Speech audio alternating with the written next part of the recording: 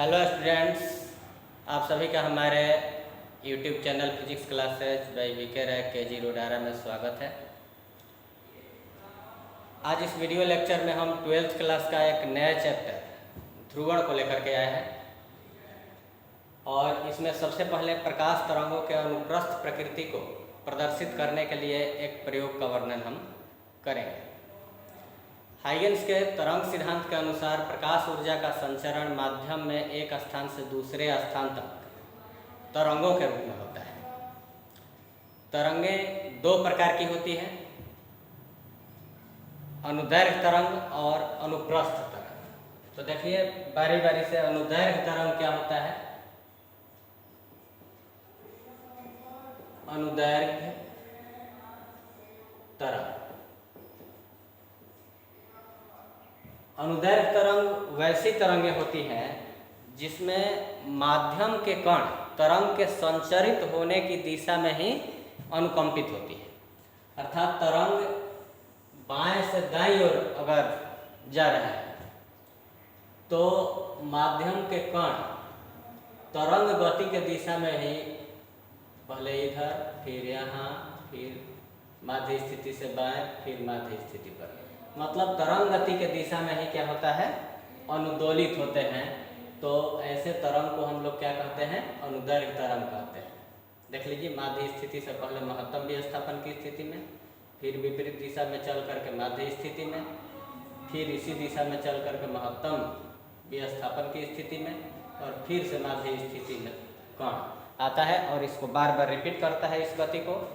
तो इस तरह के तरंग को हम लोग क्या कहते हैं, अनुदैर्घ्य तरंग। जैसे ध्वनि तरंग एक अनुदैर्घ्य तरंग है। अनुदैर्घ्य तरंग में जिस दिशा में तरंग गतिशील होता है उसी दिशा में माध्यम के कण कंपन करते हैं। और दूसरा होता है अनुप्रस्थ तरंग। अनुप्रस्थ तरंग, तो अनुप्रस्थ तरंग में क्या होता है कि माध्यम के कण तरंग गति के लंबवत दोलित होते हैं। जैसे माध्यम, ये तरंग जा रहा है बाएं से दाएं, तो माध्यम के कण तरंग गति के लंबवत दोलित होते हैं। देखिए, माध्य स्थिति से पहले ऊपर, फिर माध्य स्थिति में, फिर नीचे, फिर माध्य स्थिति में, है ना। तो ऊपर नीचे गति करता है, ठीक है। तो इस प्रकार के तरंग को हम ऐसे दिखाते हैं। अनुप्रस्थ तरंग के गति को हम इस प्रकार से दिखाते हैं। और कण का जो अधिकतम विस्थापन होता है उसको हम लोग क्या कहते हैं, आयाम कहते हैं। ये महत्तम जो विस्थापन है उसको हम लोग क्या कहते हैं, आयाम कहते हैं। नीचे की ओर भी महत्तम विस्थापन होगा तो उसको भी क्या कहेंगे, आयाम कहेंगे। और महत्तम विस्थापन की स्थिति को श्रृंग कहते हैं, श्रृंग। और नीचे की ओर महत्तम विस्थापन, ऋणात्मक दिशा में महत्तम विस्थापन हुआ है तो उसको हम लोग क्या कहते हैं, गर्त कहते हैं, है ना। तो ये जो प्रकाश तरंग है, हम लोग प्रकाश चैप्टर शुरू किए थे तो उसी समय पढ़े थे कि प्रकाश एक विद्युत चुंबकीय तरंग है। विद्युत चुंबकीय तरंग है मतलब इसमें विद्युत तरंग भी है और चुंबकीय तरंग भी है। दोनों एक दूसरे के लंबवत दिशा में दोलित होते हैं। मतलब एक क्षैतिज दिशा में तो एक ऊर्ध्वाधर दिशा में, एक ऐसे दोलित होगा तो एक ऊर्ध्वाधर दिशा में दोलित होगा, है ना। तो दोनों एक दूसरे के लंबवत दिशा में दोलित होते हैं और दोनों के दोलन के या दोनों के कंपन के लंबवत दिशा में तरंग की गति होती है, ठीक है। मतलब एक विद्युत क्षेत्र का कंपन हो गया ये क्षैतिज दिशा में, तो चुंबकीय क्षेत्र का कंपन हो गया ऊर्ध्वाधर दिशा में, और दोनों के लंबवत दिशा में तरंग की गति होती है, ठीक है। इसमें से दो जो क्षेत्र होता है, विद्युत क्षेत्र और चुंबकीय क्षेत्र, इसमें से विद्युत क्षेत्र ही कोई चीज़ देखने के लिए उत्तरदायी होता है। माने हमारे दृष्टि के लिए उत्तरदायी कौन है, तो विद्युत क्षेत्र होता है। विद्युत क्षेत्र के कंपन के कारण ही हम अपने आँख से किसी वस्तु को देख पाते हैं, ठीक है।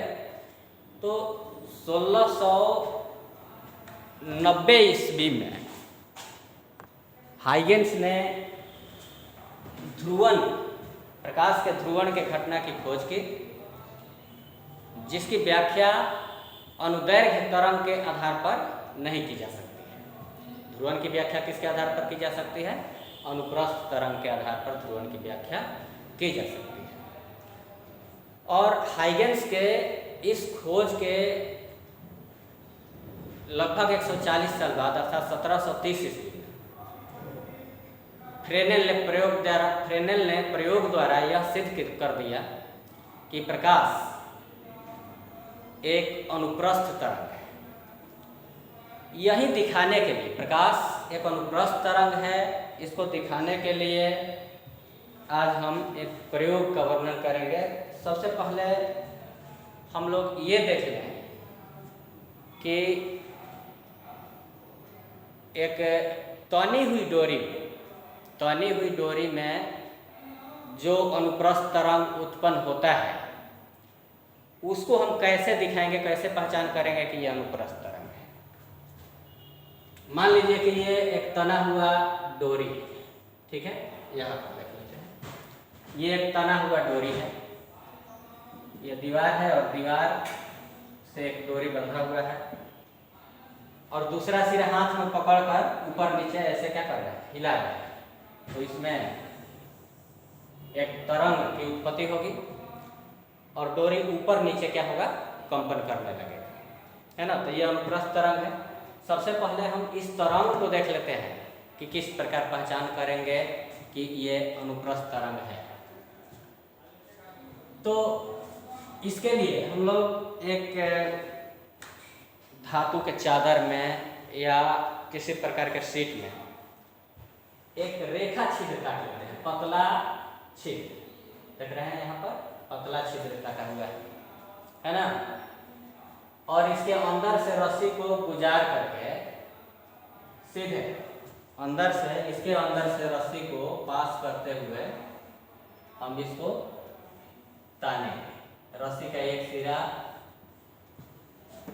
दीवार से बंधा हुआ है और दूसरा सिरा हाथ में पकड़े हुए।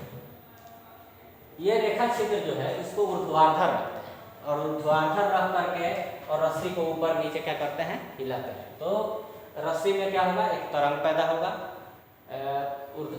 ऊर्ध्वाधर कंपन वाला अनुप्रस्थ तरंग पैदा होगा, ऊपर नीचे कंपन वाला एक अनुप्रस्थ तरंग पैदा होगा। और स्पष्ट है कि जब ये छिद्र ऊर्ध्वाधर है तो इस छिद्र से ये तरंग जो है कि नहीं पार कर जाएगा, है ना। इसी तरह से अगर हम दो रेखा छिद्र लेते हैं, एक यहाँ और एक यहाँ, दोनों ऊर्ध्वाधर है और दोनों एक दूसरे के समानांतर है, वैसी स्थिति में भी हम डोरी को पकड़ करके एक किनारे को ऊपर नीचे हिलाएंगे तो इसमें ऊपर नीचे दोलन करने वाला, ऊपर नीचे कंपन करने वाला एक अनुप्रस्थ तरंग पैदा होगा और यह तरंग इन दोनों रेखा छिद्रों से पास कर जाएगा क्योंकि दोनों का छिद्र जो है ऊर्ध्वाधर है, ठीक है। लेकिन जब दूसरे रेखा छिद्र को इसके अक्ष पर ऐसे घुमाते हैं तो एक स्थिति ऐसी आ जाएगी कि पहला रेखा छिद्र ऊर्ध्वाधर है और दूसरा रेखा छिद्र क्षैतिज है। तो ऐसी स्थिति में जो तरंग यहाँ से चला वो तरंग पहले रेखा छिद्र से तो पार कर देगा, लेकिन दूसरे रेखा छिद्र से ये पार नहीं कर पाएगा। देखिए यहाँ से ये पार नहीं कर पाएगा क्योंकि यहाँ पर छिद्र जो है ऐसे क्षैतिज है, तो इसको दोलन करने के लिए जगह नहीं मिल पाता है ना। ठीक इसी तरह से प्रकाश तरंगों के ऊर्ध्वाधर होने की जांच टूरमैलिन क्रिस्टल के द्वारा किया गया। कौन सा क्रिस्टल है? टूरमैलिन क्रिस्टल।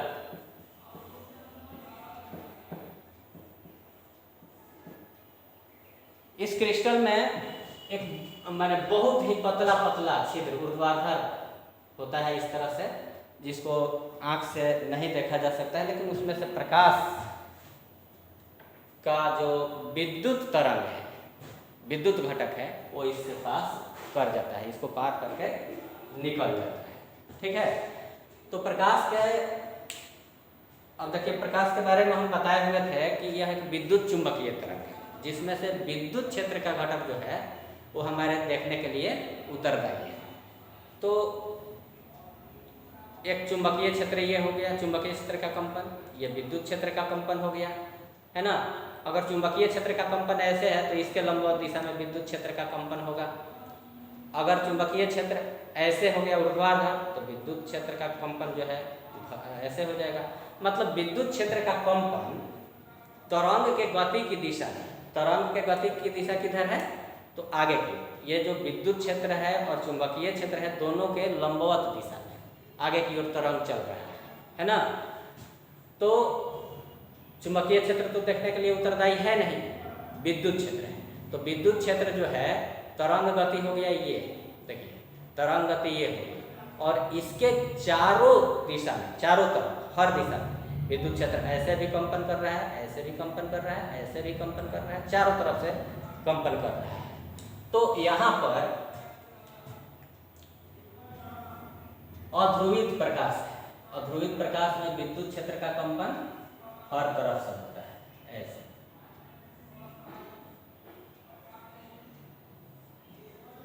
चारों तरफ इसका कंपन सममित होता है। या इसको हम ऐसे भी दिखाते हैं, यह अध्रुवित प्रकाश का सिंबल हो गया, या इसको हम ऐसे भी दिखाते हैं, देखिए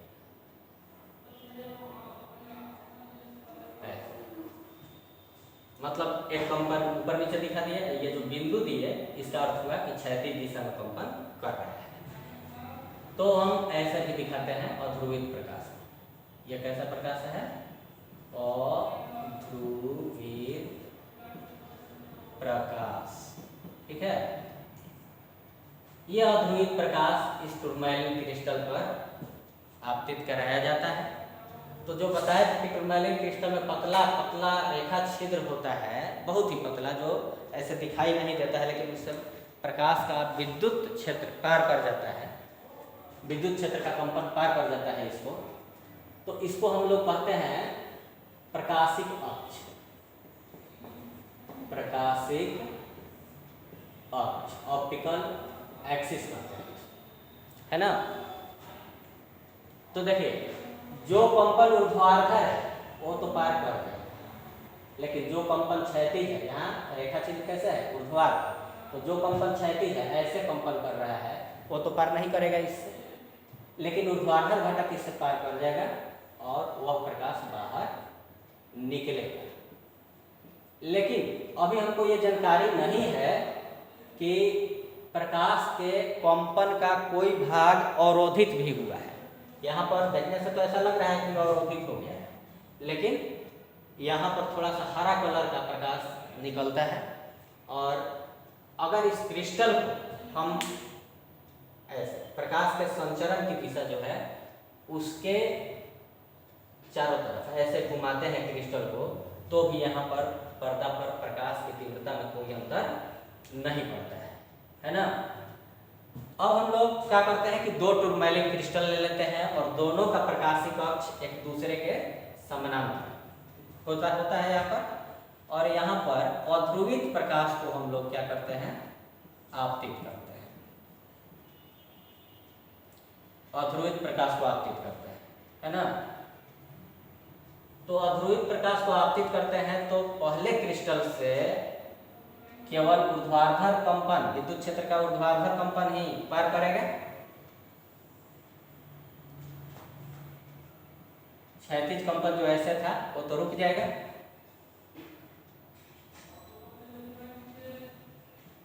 और दूसरा क्रिस्टल में भी प्रकाशिक अक्ष ऊर्ध्वाधर है, तो इससे ये ऊर्ध्वाधर कंपन जो है विद्युत क्षेत्र का ये पार कर जाएगा, देखिए ये पार कर गया।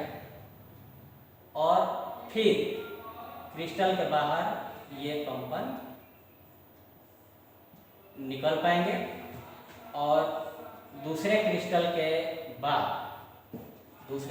बाद रखे गए पर्दा पर प्रकाश प्राप्त होता है, ठीक है। अब हम लोग क्या करते हैं कि पहला क्रिस्टल को ज्यों का त्यों रखते हैं, जैसे है वैसे ही रखते हैं और इस पर अध्रुवित प्रकाश को आपतित कराते हैं। अध्रुवित प्रकाश को आपतित कराने पर इसमें जैसे जो ऊर्ध्वाधर कंपन है वो तो बाहर निकलेगा, ये बाहर निकल गया, लेकिन ये ऊर्ध्वाधर कंपन तो ऊपर नीचे विद्युत क्षेत्र का जो ये ऊर्ध्वाधर कंपन है, लेकिन यहाँ पर प्रकाशीय कक्ष कैसे है, क्षैतिज हो गया, ऐसे हो गया, कंपन है ऐसे, तो निकलेगा नहीं, निकल पाएगा। तो इस क्रिस्टल को ये कंपन पार नहीं कर पाता है और यहाँ जो पर्दा पर है प्रकाश प्राप्त नहीं हो पाता है ना। तो जैसे जैसे दूसरे क्रिस्टल को, हम पहला क्रिस्टल को P1 मान ले रहे हैं, दूसरे को P2 मान ले रहे हैं, तो P2 को जैसे जैसे हम घुमाते हैं वैसे वैसे पर्दा पर प्रकाश की तीव्रता घटती जाती है। जब ये क्रिस्टल क्षैतिज हो जाता है तो यहाँ पर प्रकाश की तीव्रता शून्य हो जाती है। फिर से जब इसको आगे घुमाते हैं तो फिर से तीव्रता बढ़ते जाता है, मैं अधिकतम हो जाता है और फिर से शून्य होता है, फिर अधिकतम होता है, फिर शून्य होता है, तो यह क्रम जारी रहता है। इसका अर्थ ये हुआ कि पहला क्रिस्टल जो है प्रकाश के कंपन के कुछ भाग को रोक दिया था और वह भाग दूसरे क्रिस्टल से कुछ परिस्थितियों में पार नहीं कर पा रहा है। जैसे दूसरा क्रिस्टल क्षैतिज हो गया तो ये जो कंपन है इससे पार नहीं कर पाता है ना। तो इससे ये पता चलता है कि पहले क्रिस्टल से जो प्रकाश निर्गत हुआ था उसका कंपन एक तल में सीमित था और ऐसे प्रकाश को हम लोग क्या कहते हैं, ध्रुवित प्रकाश कहते हैं। क्योंकि एक समतल में ये सीमित है कंपन, इसलिए इसको क्या कहेंगे, समतल ध्रुवित प्रकाश, ध्रुवित प्रकाश, समतल ध्रुवित प्रकाश कहेंगे इसको, है ना। पहला जो क्रिस्टल है वो क्या कर रहा है कि प्रकाश को ध्रुवित कर रहा है, अर्थात इसके कंपन को एक तल में सीमित कर रहा है, इसलिए इसको क्या कहेंगे, ध्रुवक कहेंगे। और दूसरा क्रिस्टल क्या कर रहा है कि प्रकाश की पहचान कर रहा है कि यह ध्रुवित है कि नहीं। अगर यहाँ पर अध्रुवित प्रकाश था तो क्रिस्टल को घुमाने से पर्दा पर प्रकाश की तीव्रता में कोई प्रभाव नहीं पड़ा था, लेकिन यहाँ प्रकाश ध्रुवित था, यहाँ अध्रुवित था, तो यहाँ पर्दा पर प्रकाश की तीव्रता में कोई प्रभाव नहीं पड़ा इस क्रिस्टल को घुमाने। लेकिन यहाँ पर दूसरे क्रिस्टल पर ध्रुवित प्रकाश आपतित हो रहा है तो क्रिस्टल के घुमाने पर पर्दा पर प्रकाश की तीव्रता जो है कभी अधिकतम होती है, कभी न्यूनतम हो रही है ना। तो दूसरा क्रिस्टल क्या कर रहा है, ध्रुवित प्रकाश का पहचान कर रहा है, इसलिए इसको क्या कहेंगे, तो विश्लेषक कहेंगे, विश्लेषक, ध्रुवक और विश्लेषक, पोलराइजर और एनालाइजर, है ना। अर्थात प्रकाश के विद्युत क्षेत्र के कंपन का एक तल में सीमित होने की घटना को हम लोग क्या कहते हैं, प्रकाश का ध्रुवण कहते हैं। और प्रकाश के विद्युत क्षेत्र के विद्युत घटक का कंपन जो है एक तल में जब सीमित हो जाता है तो उसको हम लोग समतल ध्रुवित प्रकाश कहते हैं। तो ये हो गया अध्रुवित प्रकाश का संकेत। और ध्रुवित प्रकाश का संकेत कैसे होता है, ऐसे, ये ध्रुवित प्रकाश का संकेत है, या फिर ऐसे होता है, ये ध्रुवित प्रकाश का संकेत है और ये दोनों अध्रुवित प्रकाश का संकेत है। ठीक है।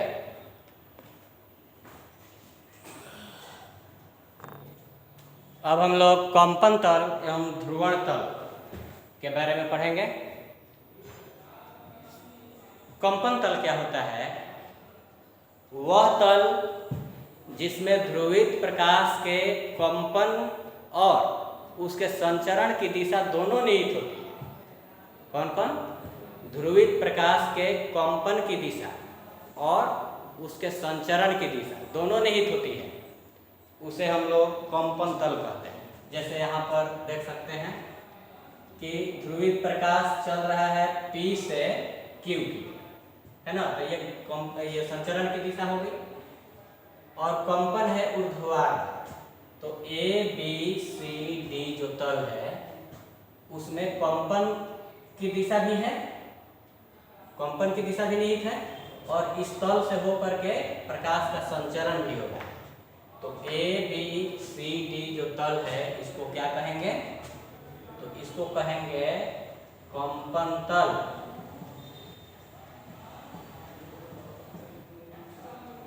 और वह तल जिसमें प्रकाश के संचरण की दिशा केवल निहित, कंपन की दिशा नहीं, तो उसको हम लोग कहेंगे ध्रुवण। जैसे इस चित्र में देख सकते हैं कि ई एफ जी एच ऐसे क्षैतिज तल है, तो इसमें प्रकाश के संचरण की दिशा तो निहित है, लेकिन कंपन इसके लंबवत है, कंपन की दिशा इसमें निहित नहीं है, इसलिए इसको हम लोग क्या कहेंगे? तो ध्रुवण तल कहेंगे। प्लेन ऑफ पोलराइजेशन, ये है प्लेन ऑफ वाइब्रेशन। ठीक है, तो अब हम लोग ब्रूस्टर का नियम देखेंगे। पानी को हम लोग प्रकाश के लिए पारदर्शी मानते हैं, है ना? लेकिन कभी कभी हम लोग देखते हैं कि नदी की जो धाराएं हैं, लहर है, सूरज की किरणों के द्वारा चमकती हुई प्रतीत होती है। इसका अर्थ क्या है? कि उसके लहरों द्वारा कुछ प्रकाश परावर्तित हुआ है, तभी ना चमकते हुए प्रतीत हो रहा है। तो ऐसा होता है कि जब किसी पारदर्शी माध्यम, हवा से चल करके किसी पारदर्शी माध्यम के सतह पर प्रकाश की किरणें आपतित होती हैं, तो उसका कुछ भाग परावर्तित हो जाता है और कुछ अपवर्तित होता है।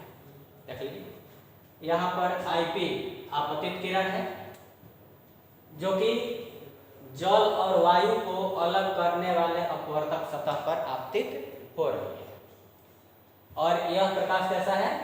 अध्रुवित प्रकाश है। ठीक है, इसका कुछ भाग परावर्तित हो गया PR1 की ओर और कुछ अपवर्तित हो गया PR2 की ओर, है ना? हम आपतन कोण कम या अधिक कर करके और परावर्तित प्रकाश की जांच करते हैं विश्लेषक के द्वारा, एनालाइजर के द्वारा या ध्रुवक के द्वारा। जब हम इसका जांच करते हैं तो एक स्थिति, ये आंशिक रूप से समतल ध्रुवित पाया जाता है। मतलब ये जो परावर्तित प्रकाश है ये आंशिक रूप से समतल ध्रुवित होता है। लेकिन एक विशेष आपतन कोण के लिए यह परावर्तित किरण पूरी तरह से समतल ध्रुवित होता है ना? उस आपतन कोण को ध्रुवण का कोण कहते हैं या ब्रूस्टर का कोण कहते हैं। आईपी से इसको व्यक्त करते हैं। कौन सा कोण कहेंगे इसको? ध्रुवण, ध्रुवण या ब्रूस्टर कोण कहेंगे।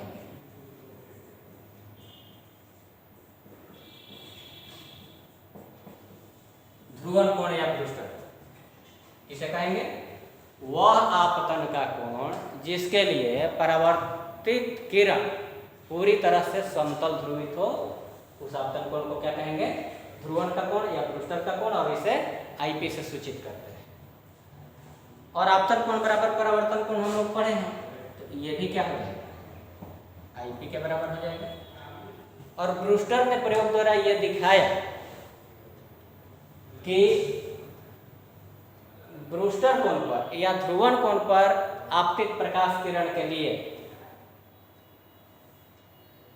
परावर्तित किरण और अपवर्तित किरण के बीच 90 डिग्री का कोण होता है। कितना का कोण होता है परावर्तित किरण और अपवर्तित किरण के बीच? 90 डिग्री, है ना? ये जो कोण है अपवर्तन का, इसे हम R मान ले रहे हैं।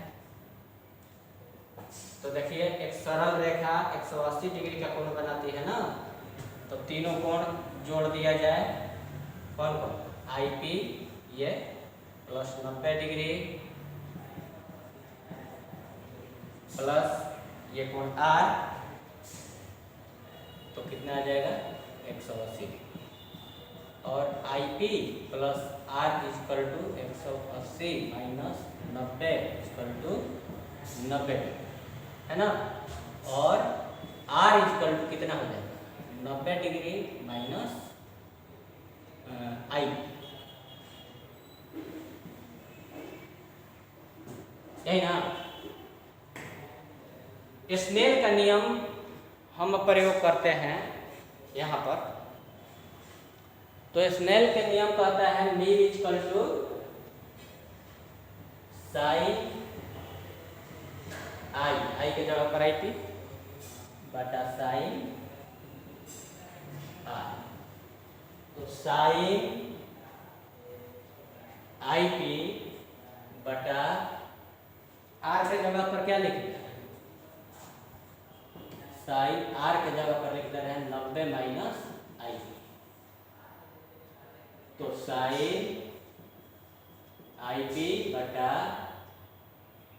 साइन 90 घटा थीटा कॉस थीटा ना होता है, तो इसको हम लिख दे रहे हैं कॉस आई, है ना। तो मी इक्वल टू कितना आया? साइन आई पी बटा cos I P tan I P. यही ब्रूस्टर का नियम है, अर्थात ध्रुवन कोण का टैन माध्यम के अपवर्तनांक के बराबर होता है। देखिए ध्रुवन कोण आई पी है और इसका टैन ले रहे हैं, तो ये माध्यम के अपवर्तनांक के बराबर हो रहा है। ठीक है, तो इस वीडियो में हम लोग यहीं तक रहने देते हैं। इसके आगे वाला वीडियो में हम लोग निकोल प्रिज्म वगैरह के बारे में पढ़ेंगे और अगला लेक्चर में ये चैप्टर समाप्त हो जाएगा, है ना। तो अब हम विदा ले रहे हैं आपसे। धन्यवाद।